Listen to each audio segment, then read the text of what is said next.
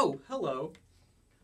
The book I'm reading today is Scary Stories 3, More Tales to Chill Your Bones. This is the book in the series of Scary Stories to Tell in the Dark by Alvin Schwartz, and the drawings are by Stephen Gamel.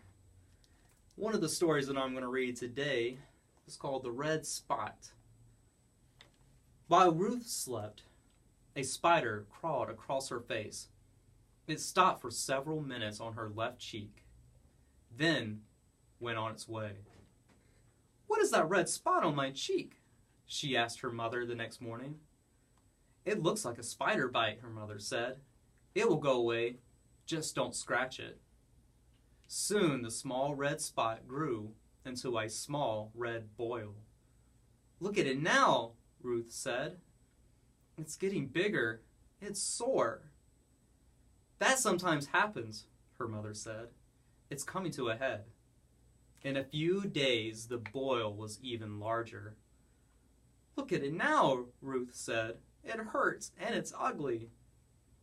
"We'll have the doctor look at it," her mother said. "Maybe it's infected."